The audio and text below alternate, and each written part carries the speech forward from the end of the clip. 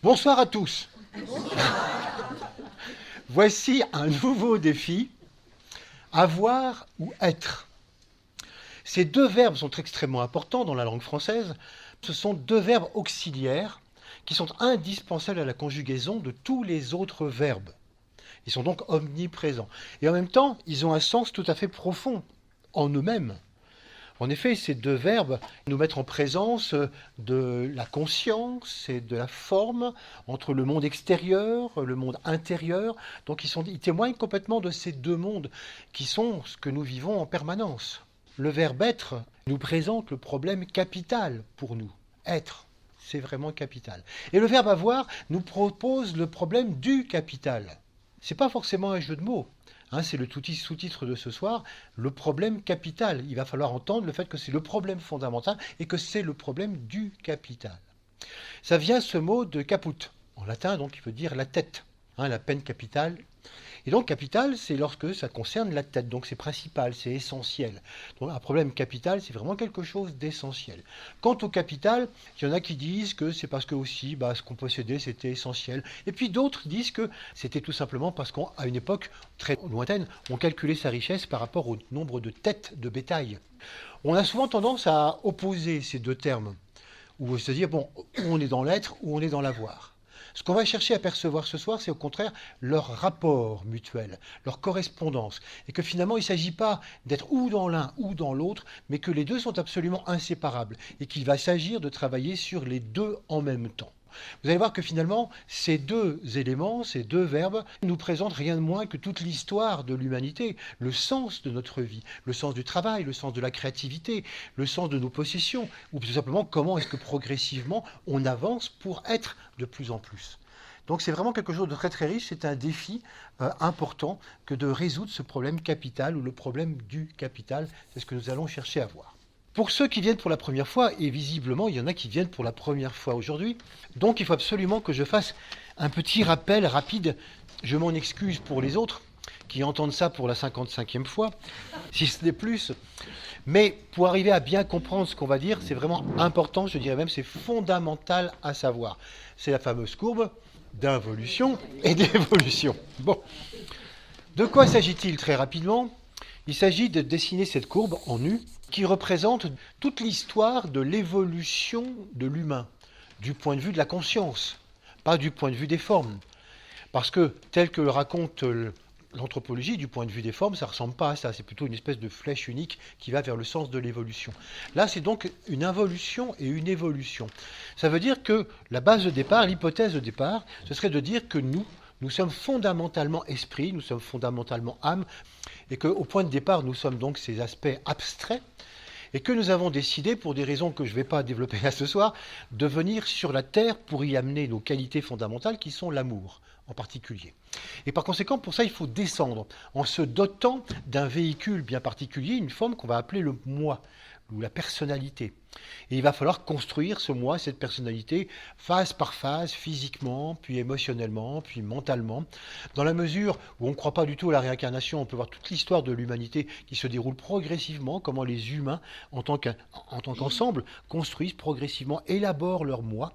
Si on croit à la réincarnation, on imagine que chacun d'entre nous, on passe par des milliers de vies pour arriver à construire tout cela. Au moment où on va arriver ici, on pourrait dire qu'on va mettre en place avec ça toute une construction qui aboutit ici à la fin, en bas de la courbe, à pouvoir dire moi, je suis, je m'affirme, j'existe. Et puis, à partir de là, l'évolution commence, c'est-à-dire que le pouvoir de l'esprit ou le pouvoir de l'âme à travers cet outil qui vient d'être construit va commencer à être efficace. Donc deux temps, un temps d'involution, un temps d'évolution. À chaque fois qu'on a vu les problèmes, je crois à peu près, chaque fois qu'on a vu les problèmes des défis tels qu'on les voit depuis le début de l'année, et puis ça va continuer avant, on tient compte de cette courbe parce qu'on ne peut pas comprendre la différence de positionnement des gens ou des différentes populations, des différents pays face justement aux défis, face aux problèmes de l'humanité, si on ne comprend pas qu'on n'est pas du tout dans les mêmes histoires de conscience. Donc, on définit 4 zones de conscience importantes. La première, la zone de conscience dans laquelle on est en conscience de dépendance. Ça concerne tous les gens, ça fait quelques milliards, toutes les gens qui n'ont pas encore eu l'occasion de développer leur mental, d'apprendre à penser par eux-mêmes, et qui du coup sont extraordinairement dépendants. Dépendants des coutumes, dépendants de là où ils vivent, dépendants de chefs, ou dépendants de sorciers, ou dépendants de religieux, parce qu'ils ne peuvent pas faire autrement que de les suivre. Conscience de dépendance. Et puis, quand on a la chance de pouvoir aller à l'école, et qu'on commence à apprendre véritablement à penser par soi-même, on commence à discerner les choses, alors on développe justement donc cette deuxième zone de conscience individuelle. Là, on devient indépendant, autonome, individuel. Et on la revendique très très fort, et on ne veut plus rien avoir avec justement le suivisme qui caractérise cette zone 1. Ça, c'est pour la fin de l'involution. Quand on commence à évoluer, il y a une zone 3, donc cette troisième zone, c'est la remise en question de l'égoïsme de la zone 2, de la conscience individuelle, où on ne vit que pour soi et que par rapport à soi. Là, dans la zone 3, c'est un moment où on prend conscience de l'importance de l'autre, de l'importance des autres, de l'importance de tous les terriens, entendez par là tous les règnes de la nature. On se rend compte qu'on ne vit pas seul, ni pour nous tout seul, et que l'important c'est de réussir la vie planétaire, et pas simplement sa vie, comprise égoïstement. Donc il y a une ouverture qui se fait comme ça sur l'ensemble, et donc c'est ce qu'on va appeler la zone de conscience d'ensemble. On commence à dire, mais nous vivons ensemble, il faut tenir compte de ça. On ne peut pas faire comme si on vivait tout seul pour soi. C'est dans cette zone qu'on arrive à prendre conscience progressivement de l'âme que nous sommes. Donc vous voyez, conscience de l'autre, des autres au niveau horizontal et de l'autre avec un A majuscule au niveau vertical. On pourrait dire que c'est le moment où notre petit être, le moi, la personnalité, finit par pressentir le grand être que nous sommes. Et donc c'est généralement dans cette zone de conscience qu'on vient dans ce type de conférence, parce qu'on entend parler de l'âme, on entend parler d'autres choses, on se pose plein de questions, on commence peut-être des tas de techniques ou de la méditation, bref, on commence à dire qu'est-ce que c'est, qu'est-ce qu'il y a et comment fait-on pour rejoindre cet autre aspect. Et puis, quatrième zone de conscience, qu'on pourrait appeler de conscience globale, au cours de laquelle cet autre fondamental que nous sommes, l'âme, l'esprit, commence véritablement à s'exprimer régulièrement à travers le moi, à travers la personnalité. Et là, on pourrait dire que la dualité cesse, beaucoup de problématiques cessent. On rentre vraiment dans ce que nous sommes, c'est-à-dire vraiment des êtres amenant l'amour sur Terre. Naturellement, il y a des zones de conscience avant ce que j'ai appelé la zone 1, il y en a après ce que j'ai appelé la zone 4, mais on n'en parle pas parce que ça n'est pas pratique. On ne tient compte de ces 4 zones parce que c'est ce que nous pouvons voir en ce moment sur Terre. Il y a des milliards de personnes qui sont en zone 1, des milliards de personnes qui sont en zone 2, quelques millions qui sont en zone 3, quelques milliers qui sont en zone 4. On peut arriver en tout cas à les repérer. Là, on peut arriver à repérer des sociétés entières parce que c'est vraiment très, très visible. Là, ce sont plutôt des individus qu'on peut arriver à repérer parce qu'il n'y a pas encore une véritable société. En zone 4, ça n'existe pas encore. Voilà donc quelles sont ces 4 zones de conscience. Et donc, c'est intéressant de voir toutes les problématiques par rapport à ça. Sinon, c'est vrai qu'il y a plein de choses qu'on ne comprend pas. Alors, en ce qui concerne justement donc, les rapports entre l'être et l'avoir, selon qu'on appartient à l'une ou l'autre zone, ça ne donne pas du tout les mêmes choses.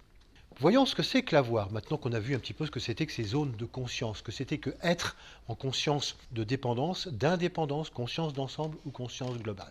L'avoir, c'est intéressant de le définir par rapport au mot que j'ai employé tout à l'heure, c'est-à-dire le mot capital.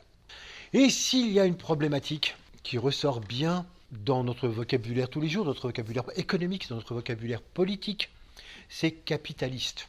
Être anticapitaliste ou pro-capitaliste. Le mot capitaliste, c'est quasiment une insulte pour certains. Et pour d'autres, non, au contraire, c'est une très très grande qualité. Les capitalistes ont tendance à dire, mais est-ce que vous vous rendez compte combien le système capitaliste a enrichi toutes les sociétés capitalistes depuis 150 ans? On n'avait jamais vu un tel enrichissement, une telle montée de niveau de vie global depuis 150 ans. Ce qui est vrai. Mais les anticapitalistes disent, oui, mais à quel prix? Mais à quel prix humain, à quel prix social, à quel prix écologique? Et sans compter que ça n'a fait que croître et embellir les différences entre les plus riches et les plus pauvres.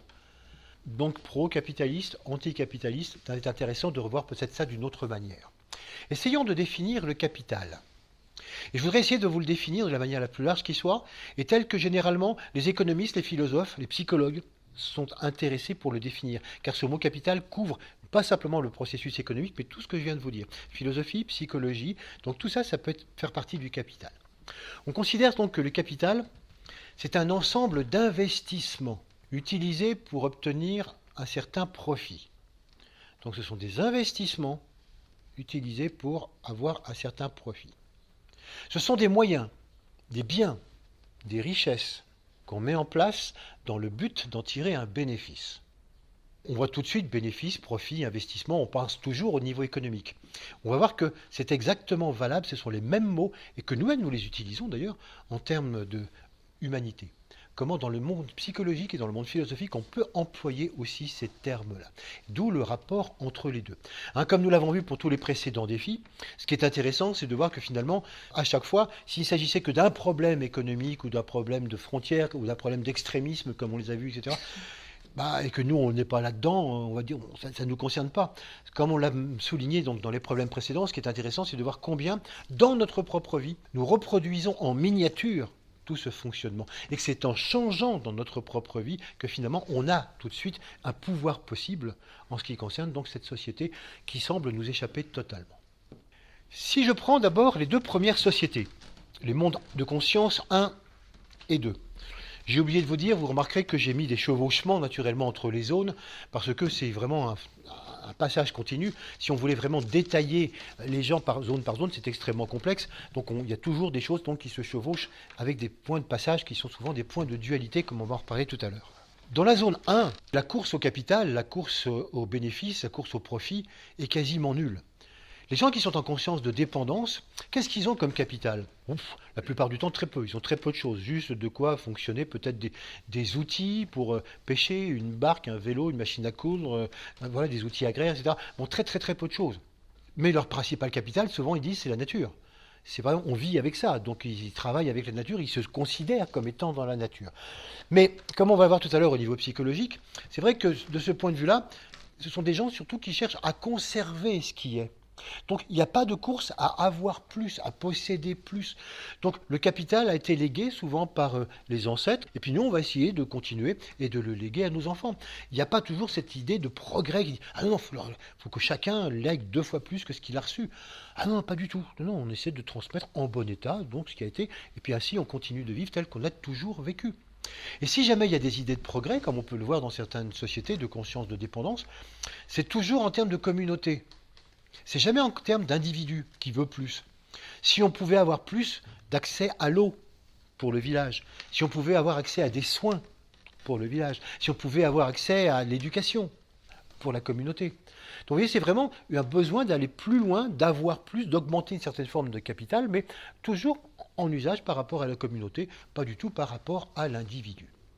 Évidemment, quand on va passer en zone 2, c'est pas du tout la même histoire. En zone 2, là, on est vraiment dans une conscience beaucoup plus individuelle.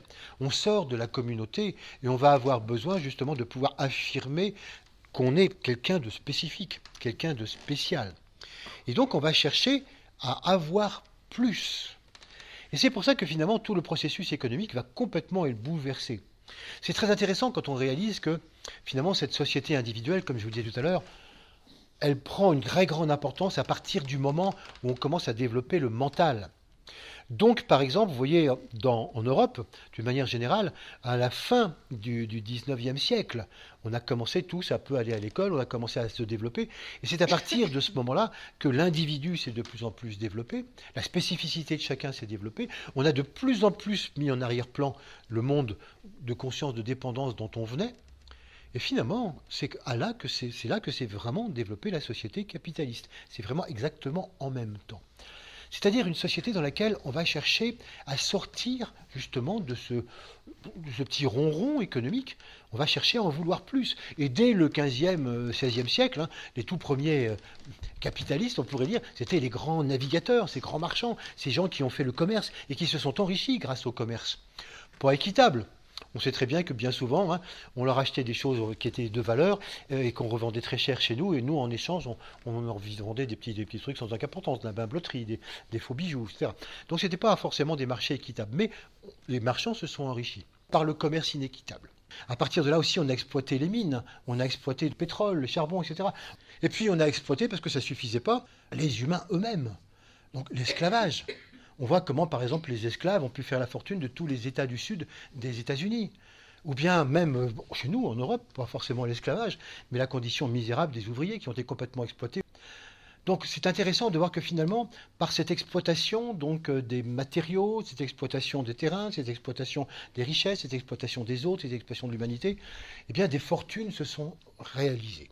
Il n'y a pas été question, lorsque ces fortunes ont été faites, de les répartir. C'est là où on voit que finalement le capitalisme est véritablement là. C'est-à-dire que le capital, c'est la capacité d'investir un certain nombre de richesses et d'en tirer un profit personnel. Donc les gens qui ont tiré des profits personnels de tout ce commerce, de tout ce processus d'exploitation, eh bien c'était pour s'enrichir eux personnellement, certainement pas ceux qui travaillaient avec eux. À partir de là, ils ont investi dans des entreprises. À partir de là, on a forcé des fortunes au niveau industriel. On a attiré des investisseurs, on a attiré toutes sortes de personnes qui espéraient tirer aussi bénéfice et qui devenaient copropriétaires de ce que l'on avait. Et ainsi, le monde industriel tel qu'on connaît s'est créé. Naturellement, ça a été bien servi par les guerres. Parce que qui dit guerre dit armement.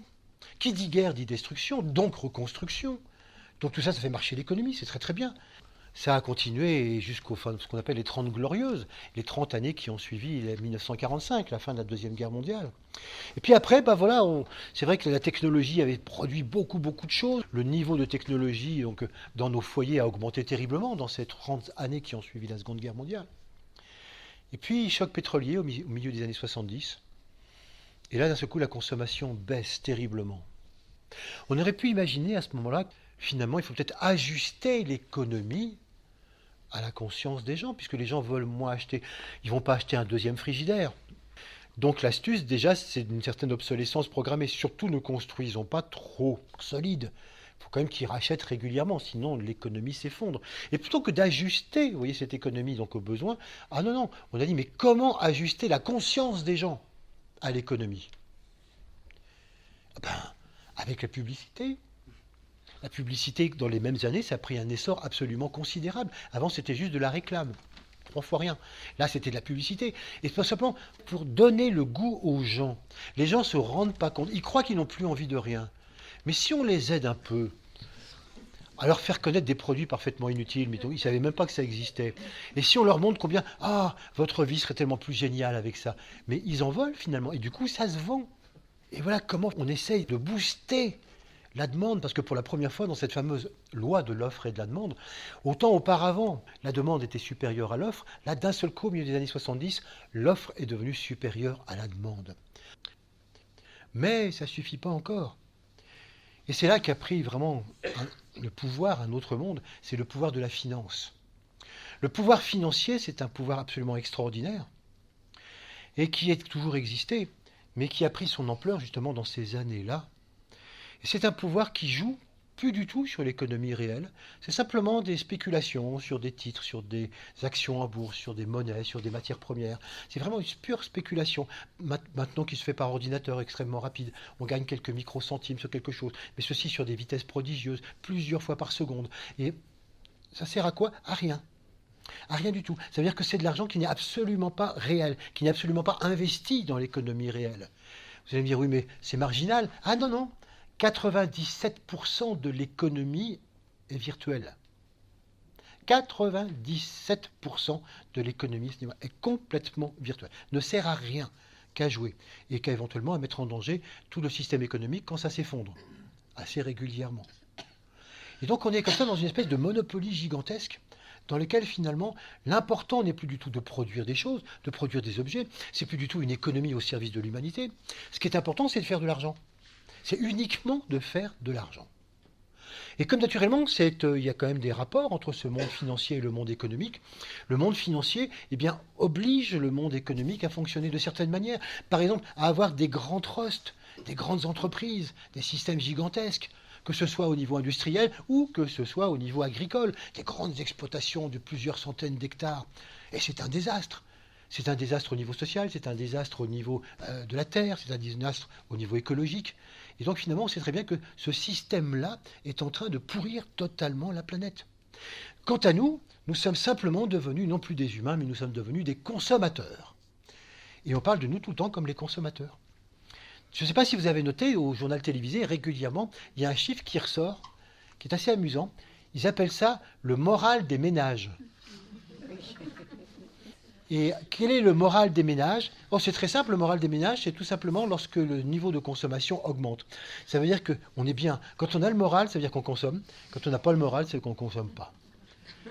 À quelles extrémités, vous voyez, l'être humain est rendu. C'est pour ça, vous voyez, qu'on est arrivé vraiment dans un monde que nous connaissons bien maintenant, dont on dit qu'il est fini, qu'il est terminé. Que ce monde de capital, ce monde de capitalisme, c'est-à-dire où chacun cherche à accumuler un maximum d'argent ou de capitaux simplement pour un bénéfice personnel, est devenu intolérable. On sait que tous les ans, le nombre de personnes qui équivaut aux 3,5 milliards les plus pauvres de la planète se réduit. Il y a quelques années, il fallait 80 personnes, au moins, pour équivaloir les 3,5 milliards du reste de la population pauvre. Maintenant, on en est réduit à 70. On sait que l'année prochaine, ce sera encore moins. Vous voyez, plus ça va, plus ça diminue. Oui, c'est le progrès. Mais voilà, c'est le monde capitaliste dans lequel nous sommes. Au niveau social, ça produit énormément de chômage, puisqu'on n'a pas peur de délocaliser les usines, on s'en fiche. Quand ça ne rapporte plus à tel endroit, on la délocalise et on la met à tel autre endroit. Quand les investissements ne rapportent pas assez, on change tout. On ferme les usines du jour au lendemain, pas d'importance. Et puis on va en rouvrir une autre. Oui, mais les gens, mais on s'en fout des gens. Le but, c'est pas de faire vivre les gens, le but, c'est de faire de l'argent. On parle de dégâts écologiques considérables. On voit comment ce type de développement, de croissance a bouffé complètement la planète et ça continue. Et donc, du coup, on est maintenant dans un monstre qu'on cherche à nourrir de plus en plus en nous disant, mais il se nourrit de croissance, surtout de la croissance, parce que si ça s'arrête, le système s'effondre de lui-même et on ne sait pas où ça va. Et même les économistes disent, mais un jour ça va s'effondrer, mais on ne sait pas quand, ni on ne sait pas où, ni par quoi. Donc c'est complètement destructeur à tous les niveaux. C'est là où on en est actuellement. Maintenant, quelles sont les causes psychologiques de tout ça? Puisque le but de nos rencontres, c'est pas de vous faire un exposé sur la situation que certainement vous connaissez par ailleurs. Là, je vous ai fait un résumé rapide. C'est de dire, mais pourquoi tout ça? Qu'est-ce qu'il y a à l'arrière-plan?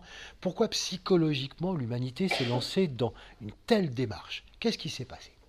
On a parlé l'année dernière dans la conférence à la même époque pour expliquer un petit peu toute l'histoire de la progression de l'humanité, de la force du désir. Le désir est une force absolument fantastique. Si vous voulez écouter la conférence de l'année dernière qui s'appelle Le bien commun, pour travailler dessus.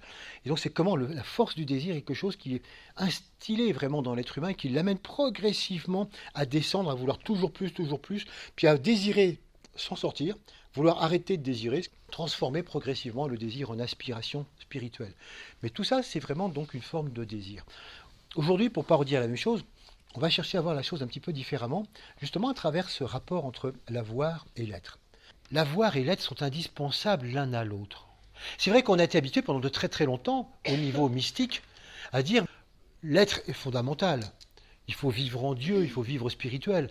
Et le monde de l'avoir, à la limite, c'était le mal, c'est le péché. Il ne faut pas avoir de richesse, ça ne va pas du tout. Non, il va falloir complètement en revenir de cette histoire.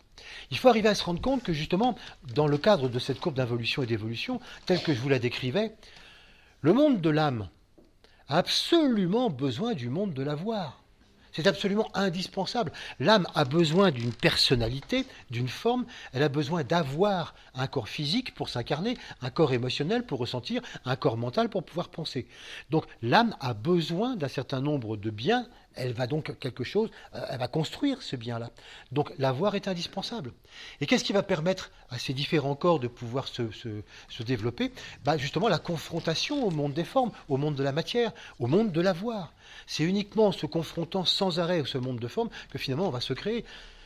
On va commencer à exister, nous, et à grandir dans cette existence, justement grâce au fait qu'on se confronte à des événements, on se confronte à des gens, on se confronte à des difficultés, on se confronte à l'argent, on se confronte au manque, on se confronte au trop-plein, etc.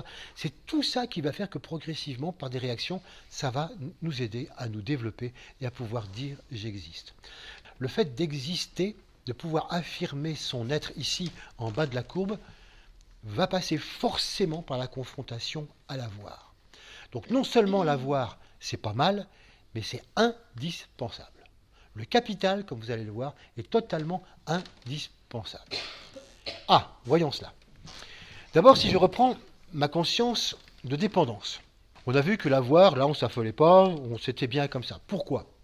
Tout simplement parce que dans ce type de conscience, il n'y a pas véritablement de problématique d'être, telle qu'on la trouvera dans le deuxième monde. Je n'ai pas besoin de me prouver à moi-même que je suis.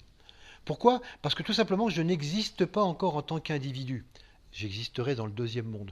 J'existe en tant que membre d'une communauté, membre du village, membre d'une ethnie, membre d'une religion. Et en tant que membre de cette communauté, je suis parfaitement reconnu. En tant que mère, en tant que femme, en tant que ceci ou cela, en tant que pêcheur ou en tant que chef du village, ou en tant que sorcier. Et donc, de par ma place à l'intérieur de la communauté, je suis complètement reconnu. Et je n'ai pas du tout besoin de faire mes preuves. On a une culture à défendre, la culture de la communauté, la culture que nous ont léguée les ancêtres. C'est tout ça qu'on a à défendre. Et ça ne requiert pas d'aller plus loin.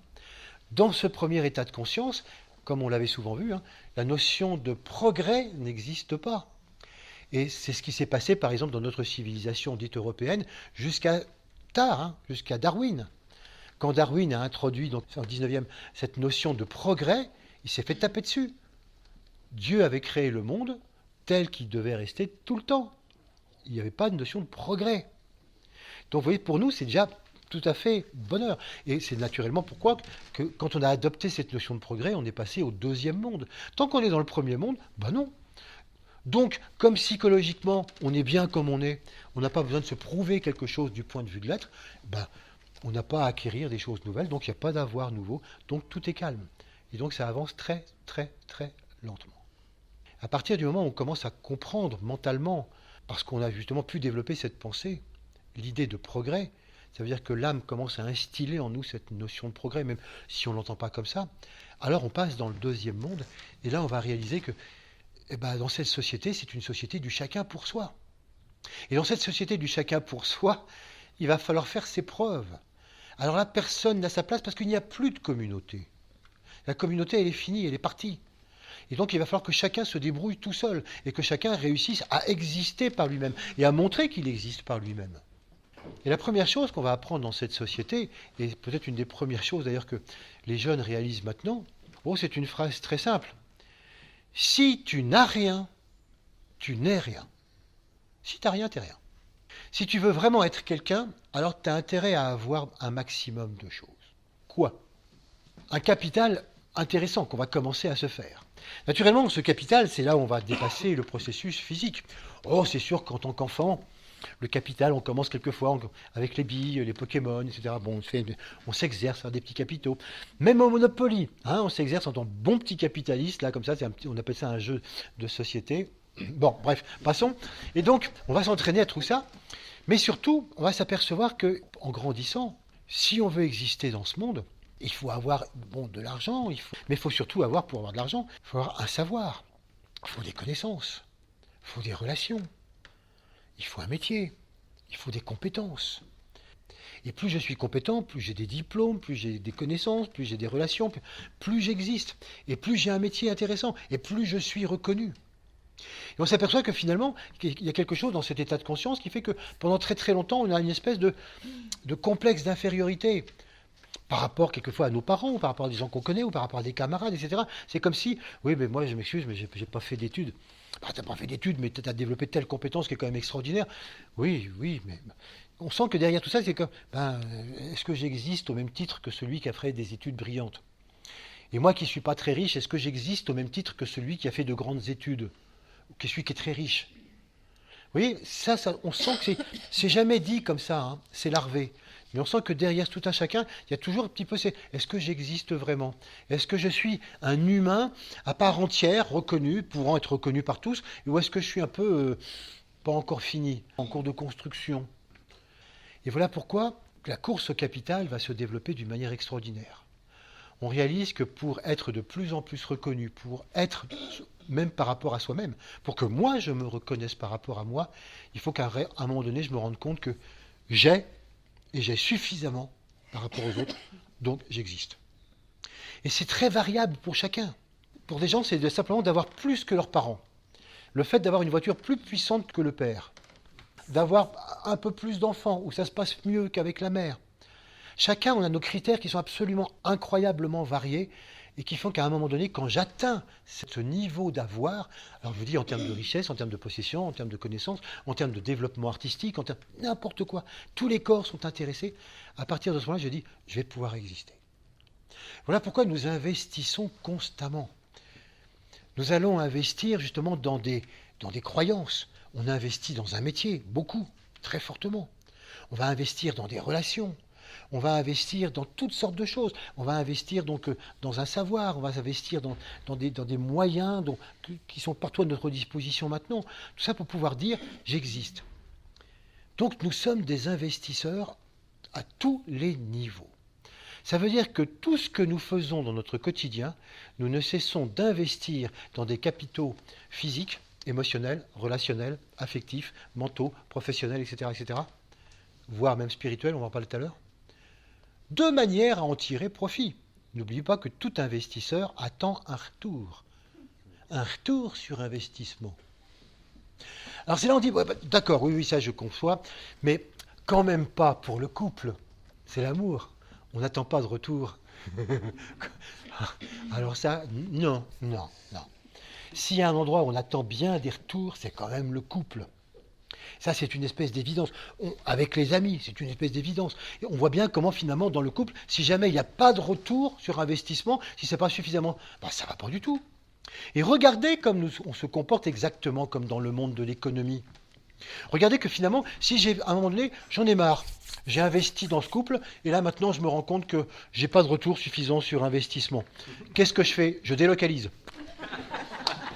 Brutalement. Je délocalise brutalement. Je suis désolé, mais je pars, je m'en vais, etc. Vous voyez, exactement comme ces ouvriers qui arrivent à l'usine et qui s'aperçoivent que, ah non, l'usine a déménagé, ah non, c'est fermé. Et que pendant le week-end, on a déménagé toutes les machines pour être sûr qu'ils n'occupent pas l'usine. Combien de fois ça arrive dans des couples? Il y en a un des deux qui n'est pas là, quand il rentre, l'appartement est vide. Ou il est parti ses bagages, etc. Les départs rapides, les délocalisations rapides, voilà, les changements d'investisseurs, c'est tout le temps. Et regardez, comme il y en a qui sont spécialistes là-dedans. Il y en a qui multiplient souvent les couples, qui investissent là-dedans, puis disent moi, pas trop, donc je ne veux pas, j'ai investi ailleurs. Donc on retire nos billes, puis on n'arrête pas de les mettre ailleurs, dans la mesure où on espère trouver un jour l'investissement vraiment rentable. Là, ça vaut le coup de rester. Là, c'est vraiment intéressant. Avec les amis, on dit pas avec les amis quand même, si. Regardez combien de fois on va dire j'en ai marre de les voir. Les discussions qui se passent, ça m'apporte plus rien. Vous allez dire c'est naturel, oui, mais ça veut bien dire qu'on attend un retour sur investissement. Quand on regarde toute notre vie, ce ne sont que des investissements dont nous attendons des retours. C'est bien connu dans le monde de la psychologie que pour l'instant, nous, la gratuité, ça n'existe pas. Tout ce qu'on fait, c'est qu'on attend inconsciemment, ce n'est pas du calcul, bien évidemment, on attend inconsciemment des retours. Mais c'est tout le temps, à tous les niveaux. Dans notre métier, dans ce que l'on fait, etc. Donc dans nos relations, on attend toujours des retours sur investissement. Et parfois, on n'est pas content, ou on est content de nos investissements. Par exemple, avoir des enfants. Avoir des enfants, c'est un sacré investissement en affectif, en énergie, en temps, en argent. En 2015, il y a eu un rapport qui a calculé combien ça coûte un enfant dans notre société actuelle. Vous commencez, le plafond, c'est 6 000 € par an. Quand il est petit, il ne dépense pas encore trop encore. Attention, c'est la version minimum que je vous donne. Il n'y a pas d'option. Si vous ajoutez option gardiennage et tout ça, non, c'est beaucoup, beaucoup plus cher. Ça commence à 6 000. Ça monte assez rapidement à 8 000 € par an.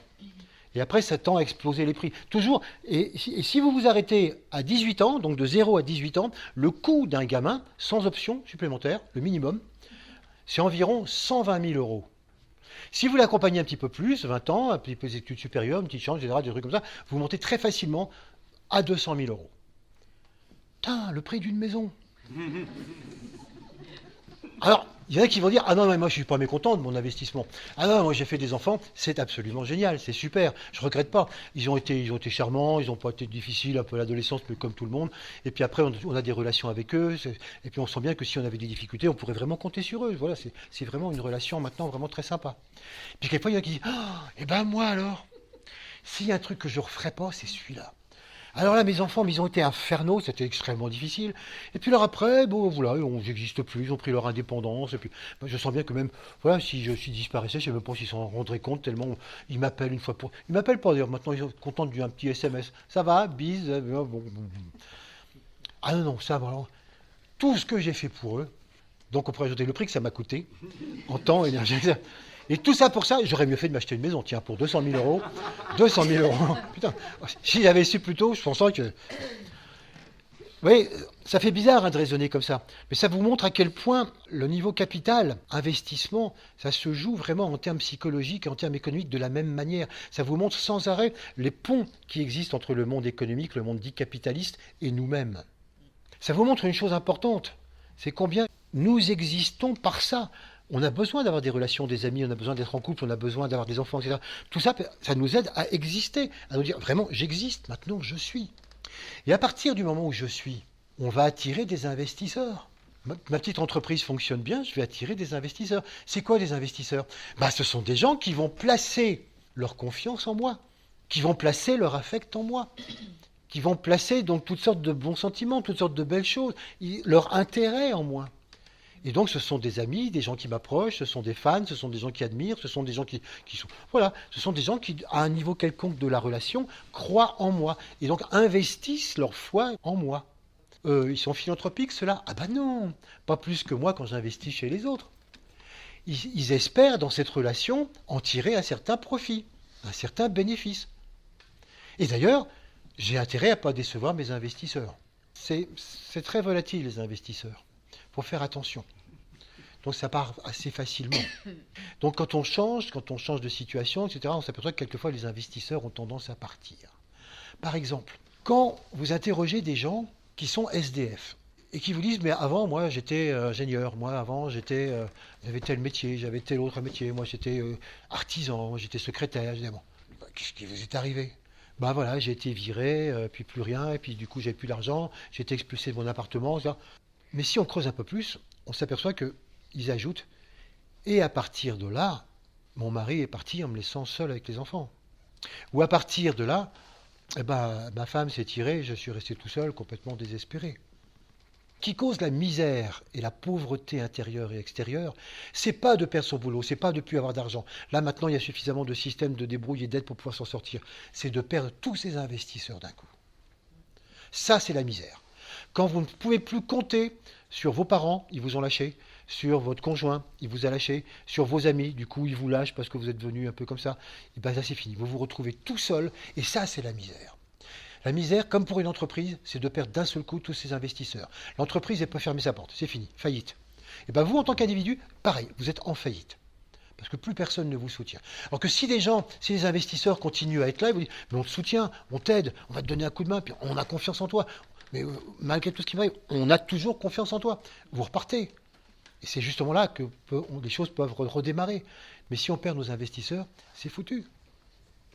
D'où l'importance d'arriver le plus vite possible à pouvoir se rendre compte que tout ce qu'on va développer comme capital, le but, c'est pour être. La première démarche que je suis en train de vous décrire, c'est qu'il faut avoir pour être. Mais encore faut-il se le dire. Encore faut-il à un moment donné pouvoir dire « Bon, maintenant, ça y est, j'ai suffisamment fait mes preuves, j'ai eu, etc. Maintenant, je considère que je suis. » Et qu'à partir de ce moment-là, même s'il m'arrive d'être dans le besoin ou dans la misère, etc., ça m'est égal. Je ne me considérerai pas comme un pauvre type. Je ne me considérerai pas comme quelqu'un qui a raté sa vie. Je suis. Les aléas de l'avoir, les aléas du capital, c'est une chose. Mais ça ne touchera pas la perception que j'ai de moi-même. Tant qu'on ne fait pas ça, on est extraordinairement fragile. Et on a toujours besoin de rajouter des avoirs supplémentaires, en plus pour être. Regardez par exemple ces personnes qui sont devenues une vedette du jour au lendemain parce qu'ils ont gagné, je ne sais pas quoi, un jeu télévisé, une réalité, ou parce que tout simplement ils ont fait une chanson qui a eu un succès extraordinaire, ou un film où ils sont devenus la vedette, les stars d'un jour. Et ces gens-là, ils sont devenus stars et donc d'un seul coup, ils ont eu des milliers de fans, des milliers de gens qui les intéressaient, ils étaient invités partout à la télé, etc. Et puis, ils n'ont pas réussi à en faire un deuxième, ou une deuxième chanson, ou un deuxième film. Et puis donc, ils sont progressivement retombés dans l'oubli. Et plus de fans, et plus personne. Ils ont perdu tous leurs investisseurs. Ils sont passés de plusieurs milliers à quasiment zéro. Et quand on voit quelquefois, ou quand on lit des articles sur des gens comme ça, là, c'est vraiment la misère. Il y en a qui ne s'en remettent pas. Il y en a qui disent, bon, c'était une belle expérience. On voit les gens qui ont capitalisé l'être, qui ont dit, mais je suis. Ah, c'était une expérience extraordinaire. Ça a duré que 6 mois, mais peu importe. Voilà. On sent que, voilà, ils ont eu, ils sont. Les gens qui n'ont pas capitalisé, on sent que bien souvent, c'était une telle misère qu'ils deviennent suicidaires. Beaucoup passent à l'acte, soit directement, soit à travers l'alcool, soit à travers la drogue, parce que voilà, j'existe plus. Je n'ai plus mes investisseurs, je n'existe plus. Voilà ce que je voulais vous montrer pour bien comprendre ce qui se passe dans notre société capitaliste, c'est que avoir pour être est absolument fondamental. On ne peut pas se passer d'investir dans des capitaux au niveau mental, au niveau de la foi, au niveau de nos croyances, au niveau de nos idéaux, au niveau de nos relations, au niveau de nos professions, partout, on n'arrête pas d'investir de manière à avoir un retour. Et ce retour sur investissement, c'est dites-moi que j'existe, dites-moi que je suis bien. Alors après, vous avez des super investisseurs. Oh, alors ceux-là, on ne les rencontre pas souvent, mais quand on les rencontre, quelqu'un dit « Oh, merci, merci. Vraiment, je ne sais pas ce que je serais devenu si tu n'étais pas là. » Oui, ça, c'est l'investisseur de luxe. Quelqu'un qui vous dit que vraiment, si tu n'avais pas été là, je crois que j'aurais été perdu. Oui, non, c'est rien, c'est rien. Bon. Mais c'est pour vous montrer à quel point, souvent, on a besoin de ça, on a besoin de s'entendre féliciter, on a besoin de s'entendre dire « C'était très bien, c'est génial, bravo. » Parce que grâce à ça, on peut dire « Voilà, je suis, j'existe. » On pourrait dire, mais au bout d'un certain temps, c'est fini. Quelquefois, non, il y en a qui en demandent toujours plus. Ça ne leur suffit pas d'être, il faut qu'ils soient après le meilleur, le plus riche, le plus puissant. D'où l'emballement capitaliste de notre société. On pourrait imaginer qu'à un moment donné, ça s'arrête. Ah mais non, mais j'ai un peu d'argent, ça va, j'existe. Ah oui, mais encore plus que l'autre, plus que les autres, plus que tout le monde. Et on en est donc dans cette histoire d'emballement. Vous voyez, l'histoire capitaliste, son origine psychologique, c'est simplement avoir pour être. Et comme vous pouvez le voir, nous sommes tous complices, parce que nous utilisons tous les capitaux. Je ne parle même pas du fait que, mine de rien, quand on place nos petites économies dans une banque et qu'on ne sait pas ce qu'elles deviennent, elles nourrissent le grand processus du capital. Non, mais c'est des petites économies. Les petites économies font les grandes rivières, et les banques s'en servent naturellement pour jouer en bourse. À moins d'être dans une banque alternative, où ça joue un petit peu différemment. On va en parler tout à l'heure. Après, on va passer donc au troisième monde. Et donc, dans ce troisième monde, là, l'histoire est quelque peu différente. Dans le troisième monde, on va avoir une économie qui va complètement changer. Là, l'économie est au service de l'humain. L'économie est enfin au service du global. On remet l'homme au niveau de l'économie. On dit c'est vraiment ça qui compte, c'est vraiment ça qui est essentiel. Dans le troisième monde, on va estimer que tous les grands paradigmes qui existaient dans le deuxième sont à remettre en question. Dans le deuxième monde, on estimait qu'il fallait faire grand, des grandes entreprises, des grandes usines, des grandes exploitations agricoles. On sait maintenant que ce n'est pas ça du tout qui crée la richesse, et c'est ça qui ruine complètement la société et la terre. Dans ce troisième monde, on dit non, il va falloir revenir au petit. Comme je vous en parlais le mois dernier par rapport à l'énergie, small is beautiful. On va en revenir à se rendre compte que c'est les petites exploitations, c'est les petites entreprises qui créent l'emploi et qui créent les richesses. On va remettre complètement en question donc les paradigmes concernant l'industrie chimique. On va remettre complètement en question l'histoire des monnaies. On va se rendre compte qu'il va nous falloir au minimum 3 monnaies. On en reparlera le mois prochain. Peut-être une monnaie globale pour que le capital continue à faire mumuse avec son argent, mais qu'au moins peut-être des monnaies nationales et des monnaies locales, de manière à ce qu'on ne puisse pas jouer non plus avec toutes les monnaies concernant donc le monde dans lequel nous sommes. Il y a toute une remise en question concernant le monde de l'économie lui-même. Et c'est là où on voit quelquefois dans ce troisième monde des idées nouvelles apparaissent. On en a vu une qui est apparue là, récemment en disant « Tiens, mais si on faisait un salaire universel ?» C'est une idée qui n'est pas nouvelle, qui a déjà été essayée dans différents endroits du monde. Pourquoi pas ? Mais je ne sais pas si c'est une bonne idée ou pas, mais c'est une nouvelle idée qui vient de ce troisième monde. Et des idées comme ça, il va en falloir plein. Il va falloir qu'on fasse vraiment feu de tout bois pour sortir complètement de ce système qui nous enferme complètement, qui est le système capitaliste de ce deuxième monde.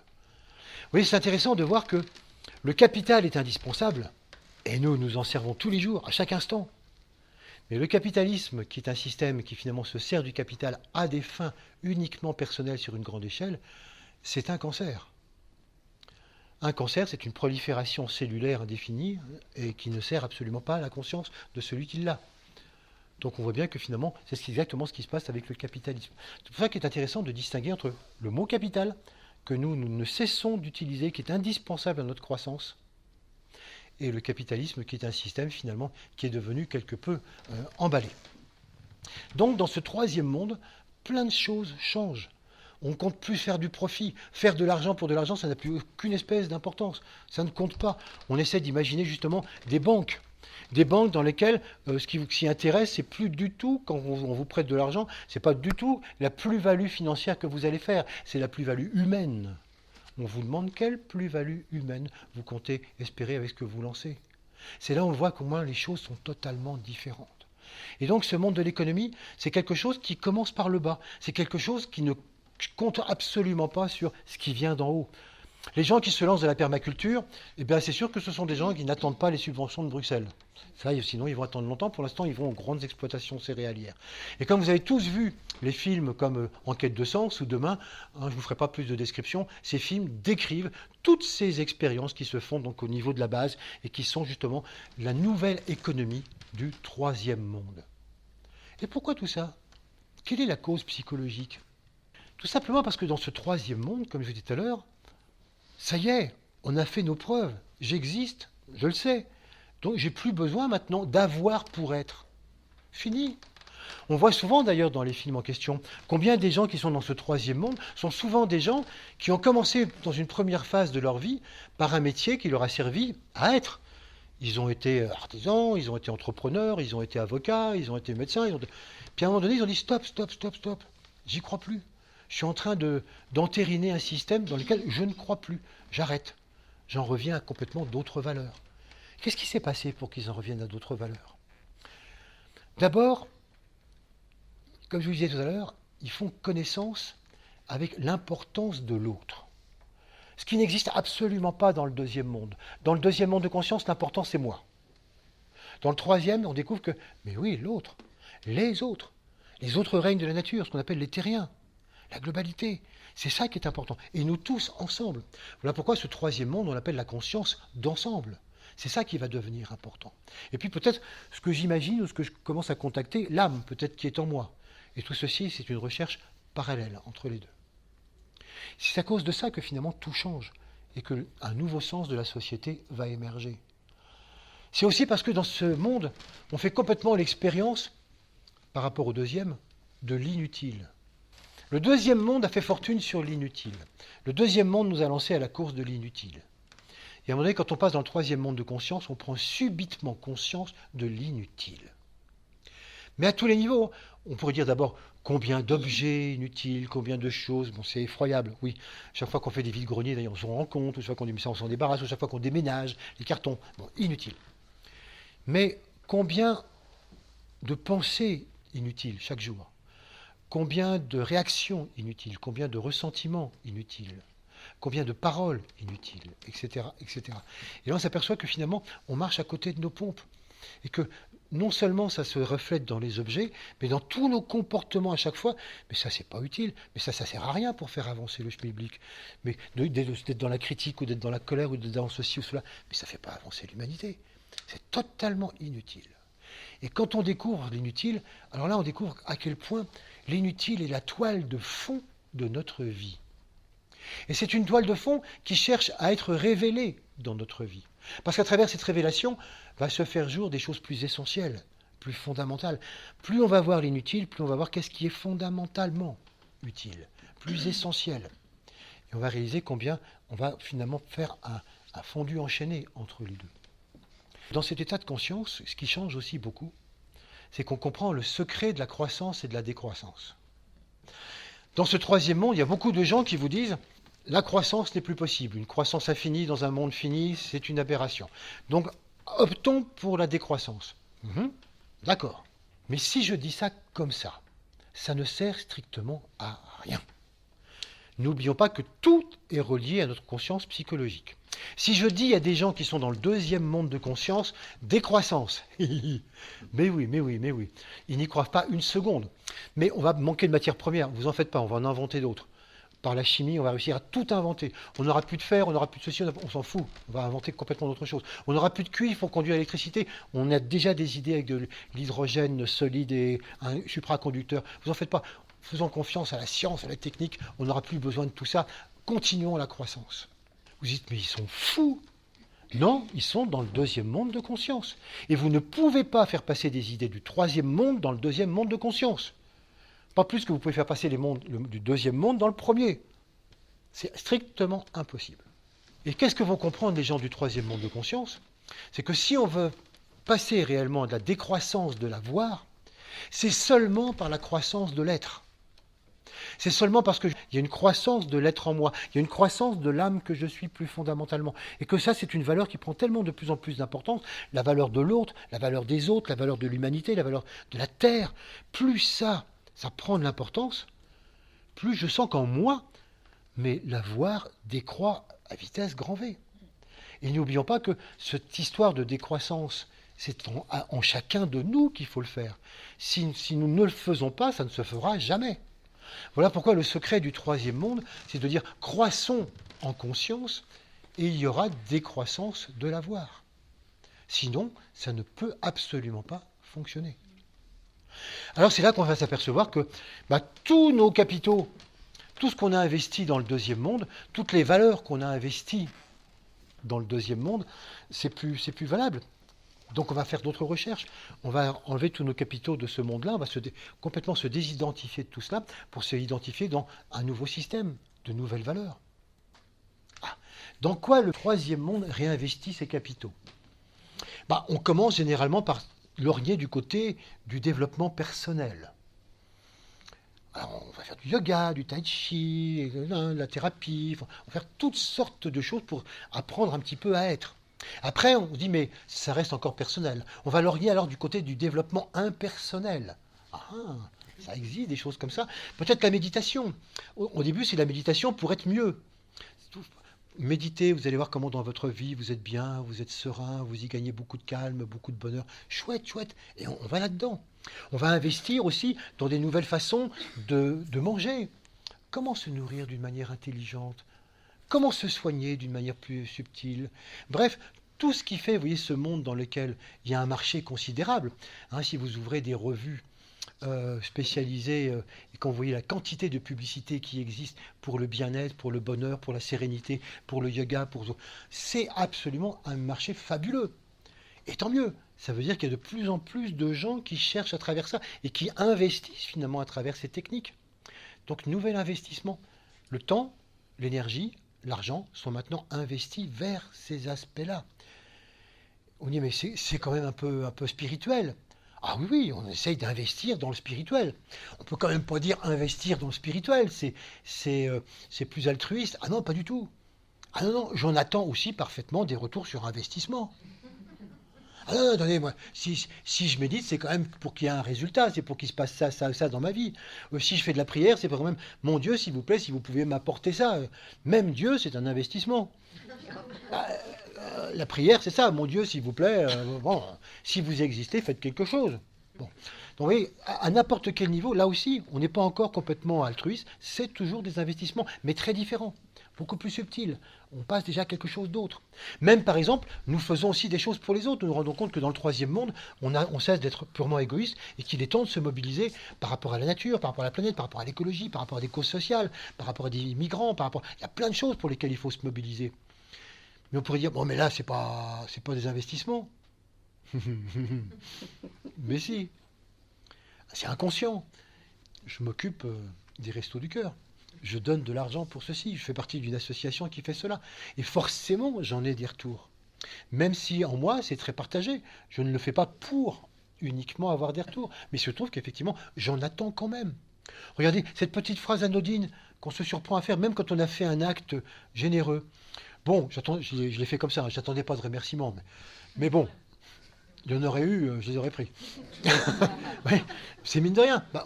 C'est normal, on est là, on attend toujours un petit peu des retours. Parce que, encore une fois, on n'est pas complètement continué d'exister. J'existe, mais maintenant j'existe à un autre niveau, j'essaie d'exister à un autre niveau, mais c'est pas simple. C'est pas évident. C'est là que sont les grandes dualités. Et puis, on va continuer d'avancer. On va continuer d'avancer et on réalise ce qu'est l'être avec un E majuscule. Ça veut dire qu'à ce moment-là, très nettement, on va commencer à évoluer. On n'est plus dans l'involution, dans la construction, on est dans l'évolution. Et comme vous le voyez très clairement à travers le schéma, on a une inversion. On ne descend plus, on monte. Et tout s'inverse. Tout s'inverse. Et ça, on ne le comprend pas tout de suite. Par exemple, Krishnamurti s'amuse beaucoup en décrivant ces 2-3 philosophes, chercheurs, scientifiques ou autres qui sont venus le voir un jour pour lui poser la question, comment peut-on acquérir la sagesse? Comment peut-on acquérir la sagesse? Moyen, capital, avoir. Ce qu'il faut comprendre, c'est que tant qu'on construit le petit être, tout se passe par accumulation. Le premier degré de la construction de ce que nous sommes, d'où notre capitalisation, on acquiert les capitaux et donc on accumule des choses. Donc on accumule des savoirs, des connaissances, des compétences, et c'est toujours par accumulation. Par contre, dès qu'il va s'agir d'évoluer, c'est par la libération. C'est se libérer des avoirs. Donc vous voyez déjà la première inversion? Quand on descend, on accumule. Il faut avoir pour être. Quand on évolue, il faut se libérer des avoirs pour être. Et ça, au début, on ne le comprend pas. On ne le comprend pas, si bien qu'on cherche toujours des moyens. Alors, comment faire ceci, comment faire cela, comment être plus sage? Alors, je vais acheter des bouquins, je vais acheter des méthodes, je vais suivre des choses. Comment acquérir la sagesse? Comment pouvoir réussir ça? Comme si, justement, comme tout le reste, comme la culture, c'est quelque chose qui s'acquérait, c'est quelque chose en plus. Eh bien non, c'est pas quelque chose en plus. Il y a une parabole très intéressante que vous connaissez tous. C'est la parabole du jeune homme riche. On raconte que Jésus était avec ses apôtres et qu'un jeune homme riche vient le trouver. Et qui dit, Seigneur, j'ai suivi tous vos enseignements, je donne beaucoup d'argent aux pauvres, je me comporte comme vous avez dit qu'il fallait se comporter. Et maintenant ma question est, donc qu'est-ce que je peux faire en plus? Quel est le prochain pas? Et on dit que Jésus, qui le voyait de l'intérieur, voyait que effectivement, il en était là, il bluffait pas, il mentait pas. Alors il lui a dit, c'est très simple, laisse tout et suis-moi. Et comme vous y allez là d'un seul coup, là, laisse tout et suis-moi. Et justement parce que c'était un jeune homme riche. Et Jésus ajoute, croyez-moi, il est plus facile à un chameau de passer par le chat d'une aiguille qu'à un riche d'entrer dans le royaume des cieux. C'est une parole et une parabole qui a été très très mal comprise parce qu'au lieu de l'avoir d'une manière symbolique, on l'a vu au ras des pâquerettes. Le jeune homme riche, ce n'est pas un jeune homme qui a plein d'argent. Ça serait sans aucun intérêt. Et ça voudrait dire que des gens riches ne peuvent pas entrer dans le royaume des cieux, ce qui est totalement faux. C'est exactement la situation que je suis en train de vous décrire. Le jeune homme riche, c'est le jeune homme qui est riche de sa personnalité. Il est riche de tous les capitaux, de tout ce qu'il a construit. Il a construit son petit être d'une manière extraordinaire. Il est riche en culture, en savoir, en connaissances, il est riche en relations, il est riche en capacité de don. Il a une personnalité géniale. À tel point que sa personnalité géniale, son être, il y est attaché. Il est riche de sa personnalité. Et quand Jésus lui dit « laisse tout et suis-moi », c'est pas du tout « laisse tes biens », c'est « laisse ta personnalité ». Tu l'as construite, maintenant elle est « laisse ta personnalité et suis-moi ». Et donc il est effectivement impossible d'entrer dans le royaume des cieux, parce que il est impossible à un chameau de passer par le chat d'une aiguille, quand on veut y rentrer avec son petit être, quand on veut y rentrer avec sa personnalité. C'est strictement impossible. Donc c'est pour ça qu'il faut tout laisser et suivre. Et c'est là on se dit, mais c'est pas évident, c'est pas possible du tout. Ça ne va pas se faire du jour au lendemain. Mais c'est simplement pour comprendre que maintenant tu es passé dans le troisième monde, tu veux véritablement reconnecter l'âme. Alors maintenant, il faut que tu perdes l'habitude de vouloir avoir plus, d'acquérir. Maintenant, il faut que tu te rendes compte que quel est le vrai sens du mot révéler, la révélation de l'âme. Révéler, ça veut dire tirer les voiles en arrière. Tous les voiles que tu as accumulés, tout ce que tu as acquis pour construire ta personnalité, et ils sont très forts, ils ont voilé l'âme fondamentalement que tu es. Tu veux la découvrir, cette âme? Alors il va falloir tirer les voiles en arrière. Et puis progressivement, c'est comme ça qu'on va se révéler véritablement en tant qu'être. Alors on se met à la méditation avec une autre motivation. Cette fois-ci, c'est plus de la motivation qui consiste à dire, je vais méditer parce que ça va m'apporter des choses, parce que je vais être bien, parce que l'âme va m'amener un peu d'amour, Non, c'est plus cette motivation-là. Je cherche vraiment à méditer pour entrer en communication avec l'âme, devenir moi-même l'âme, puisqu'on me dit que c'est pas quelque chose qui est au-delà de moi, c'est ce que je suis véritablement. Il faut découvrir cet être avec un E majuscule. Et là on dit, bon vas-y, tu médites. Et quelquefois je m'inquiète. Il y a des résultats quand même. C'est pas que j'attende des retours sur investissement, mais quand même, parce que là ça fait quelques mois et je sens rien, je vois rien, je me demande si je me raconte pas des histoires, etc. Et qu'est-ce qu'on me dit? Qu'est-ce que j'entends? Qu'est-ce que je lis? Que quand on commence la méditation de cette manière-là, s'il y a bien une chose qu'il ne faut surtout pas attendre, c'est le résultat. La première fois que j'investis et qu'il n'y a aucun espoir de retour sur mon investissement. N'attends rien. Alors là, c'est complètement décourageant. Bon, bah, si je fais ça, n'attends rien, ça ne sert à rien. Non, non, attends, précisons. N'attends pas de retour, parce que si tu attends un retour, tu as l'idée précise du retour que tu veux. Tu as une idée précise de l'offre de l'âme. Et toi, dans la loi de l'offre et de la demande, tu es la demande. Je demande donc, par la méditation, à l'âme, ceci ou cela. J'attends que l'âme m'offre telle chose. Donc je suis le demandeur et l'âme offre.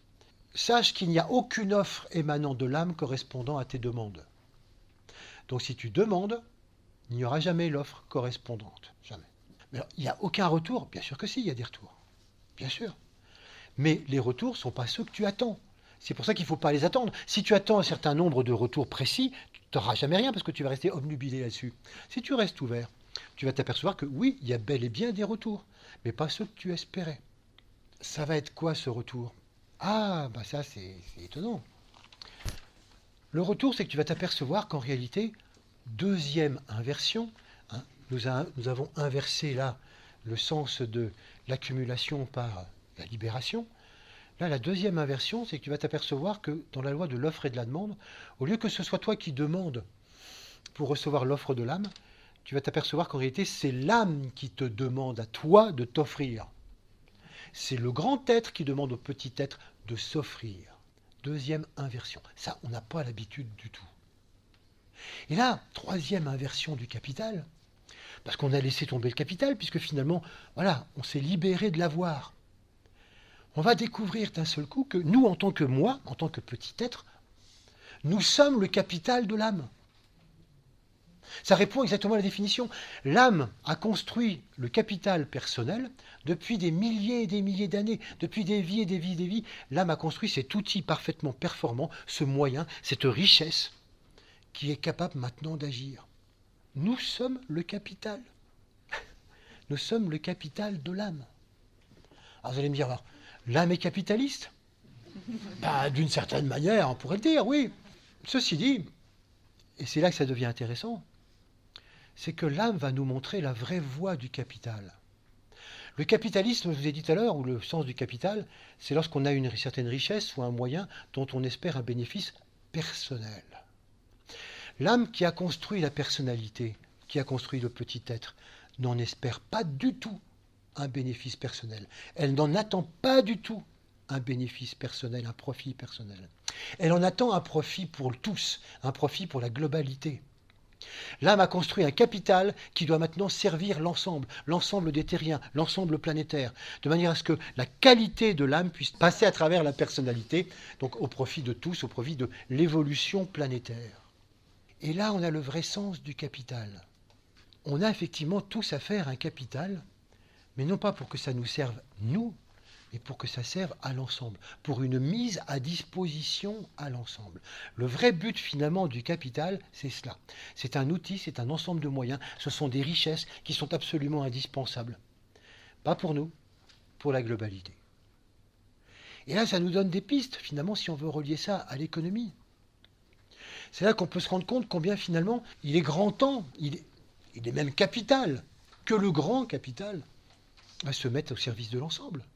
Est-ce que vous vous rendez compte ce qui se passerait si le grand capital se mettait au service de l'ensemble? Si effectivement l'âme que nous sommes, vous pouvez dire, on dispose de toutes ces richesses pour pouvoir vraiment faire avancer tout le monde sur la planète Terre. Comment, en un rien de temps, avec un dixième de cette fortune, on mettrait fin à la faim dans le monde, on pourrait donner de l'éducation pour tous, on pourrait donner des soins pour tout le monde, on pourrait tellement aider au développement de tout le monde, à l'humanité. Si justement ces capitaux n'étaient pas simplement traités en capitalisme égoïste et individuel. Et donc le secret de l'inversion, c'est de se voir que nous-mêmes, nous sommes devenus le capital de l'âme et qu'une fois que nous nous sommes offerts au service de cette âme, elle se sert de nous comme capital, comme moyen, comme richesse à mettre au bénéfice de l'ensemble. Alors, ça bouleverse tout. Il faut donc viser progressivement un système donc de capital au service de tous. Ça veut dire, par exemple, que et nous en arriverons là un jour, je ne sais pas quand, mais c'est évident, que par exemple, toutes les richesses planétaires seront mises au service de tous. Tout ce qui se passe au niveau des cultures, au niveau du sol, au niveau du sous-sol de la planète, des matériaux, des énergies, tout doit être absolument mis au service de l'ensemble de l'humanité, parce que ça appartient à la Terre. Ça n'appartient pas à tel ou tel pays qui le revendique parce que c'est sur son sol, sur son territoire. Les richesses de la Terre appartiennent aux humains. Et donc ce capital fondamental doit être véritablement mis au service de tout le monde. On peut imaginer un système style ONU, Organisation fondamentale, qui gère absolument toutes les ressources fondamentales de la Terre de manière à les mettre à disposition de tous, sans aucune spéculation, sans aucun profit particulier. Disparition des profits particuliers. Disparition du profit sur l'argent. L'argent est quelque chose qui doit faciliter les échanges. Spéculer, travailler sur l'argent et donc en profiter pour se servir au passage est fondamentalement malhonnête. Donc réussir à voir que tout ça doit être mis à disposition. On en reparlera le mois prochain, puisque le mois prochain on continue justement sur le monde de l'énergie, sur le monde de la gestion de la planète et donc forcément sur ce monde de l'énergie et de l'argent. C'est intéressant de voir qu'à partir de ce moment-là, on peut commencer à imaginer une économie à but non lucratif. C'est aussi un but qu'il faut visiter maintenant très rapidement. Une économie à but non lucratif. Vous connaissez tous les associations 1901 à but non lucratif. Ça existe déjà. Ce qu'on sait peu, c'est qu'on s'imagine quelquefois qu'à but non lucratif, ça veut dire qu'ils ne gagnent pas d'argent. Non, non, ça ne veut pas du tout dire ça. Une association à but non lucratif peut très bien faire beaucoup de bénéfices, peut bien faire beaucoup d'argent. Le but non lucratif réside simplement dans le fait qu'on n'en profite pas pour rétribuer des propriétaires de l'association ou des gens qui auraient soutenu l'association. L'argent reste à l'intérieur de l'association, sert les buts de l'association ou des buts d'autres associations. Le but lucratif, c'est tout simplement lorsqu'on fait des choses qui reviennent aux propriétaires, aux actionnaires, aux investisseurs, etc., etc. Donc, on pourrait très bien imaginer une société comme ça. Quand on n'arrête pas de nous dire, eh bien, telle industrie va fermer ou telle entreprise va fermer parce qu'elle n'est pas rentable. Mais pas rentable pour qui ? Ben pour les investisseurs, bien sûr. Parce que les investisseurs demandent toujours de plus en plus de dividendes. Ce sont des gens qui ne font rien. Ils ont simplement eu de l'argent, ils le placent là, là et là, ils attendent que ça rapporte de plus en plus. Terminé. Une société à but non lucratif, ça veut dire que seuls les gens qui travaillent à quelque chose perçoivent les bénéfices. Et s'il y en a trop, ils peuvent être répartis donc dans le but de l'association, mais certainement pas pour des gens qui ont mis de l'argent dans ce processus-là. Je voulais vous montrer ça ce soir parce que ce que nous cherchons depuis que nous avons commencé cette histoire des défis de l'humanité, c'est comment nous y sommes pour quelque chose. Combien nous avons vu par rapport à frontières, problèmes de énergie, tous ces problèmes-là, à chaque fois ça nous concerne. À chaque fois ça nous renvoie à nous, à nos modes de fonctionnement. Vous savez, ne vous désespérez pas pour telle élection ou telle autre. Ne vous désespérez pas en disant « Oh, certainement, ça ne va pas encore changer ». Mais non, ça ne va pas changer. Jamais une élection ne change quoi que ce soit. C'est impossible. Qu'est-ce qui change? Mais c'est nous tous. C'est dans la mesure où nous tous, nous changeons, nous investissons de plus en plus le troisième monde de conscience. Alors là, oui, là, les choses changent. Mais ça veut dire que ce jour-là, on aura progressivement d'autres propositions, d'autres hommes politiques qui représenteront ces propositions, parce qu'on a les hommes politiques, comme pour tout, qu'on mérite, qui nous correspondent. Donc pour l'instant, on a les hommes politiques du deuxième monde, puisque c'est ce deuxième monde qui est ultra majoritaire. Donc ça correspond à ça. Donc si vous êtes du troisième, ou vous commencez à titiller le quatrième, vous n'êtes pas prêt d'avoir un homme politique qui corresponde à ce que vous voulez. C'est impossible. Donc il faut se rendre compte que malgré tout, malgré les catastrophes, ça avance. Peut-être qu'on ira vers une catastrophe encore plus grande, mais ce sera pour mieux comprendre, pour mieux saisir le sens de l'inutile. Combien c'est inutile tout ce qu'on fait, combien c'est inutile de faire comme ça, combien c'est inutile de croire ça, combien c'est inutile de croire en la croissance, etc., etc. Et quand on a fait l'expérience de l'inutile, dit mais on en reviendra à l'essentiel, on remontera. Mais personne de l'extérieur ne peut le faire. C'est pour ça que vous voyez que c'est à nous de nous bouger, c'est nous que ça concerne. Et donc c'est intéressant de voir ces trois éléments, juste comme ça pour vous faire un petit résumé de dernière minute. Dans le deuxième monde, il faut avoir pour être. Donc forcément, ça donne tous les errements que nous voyons dans notre société actuelle. Dans le troisième monde, il faut se libérer de l'avoir. pour atteindre l'être avec un E majuscule. Inversion de processus. Donc, avoir pour être, se libérer de l'avoir. Et quand on passe justement dans le troisième niveau, donc troisième monde et quatrième monde, c'est le moment où, en tant qu'être majuscule, on se sert de l'avoir pour tous. Vous voyez, voilà quelles sont les trois propositions de jeu, de rapport réciproque entre être et avoir. Avoir pour être, se libérer de l'avoir pour être, et utiliser en tant qu'être l'avoir pour l'ensemble. Je vous propose de méditer là-dessus.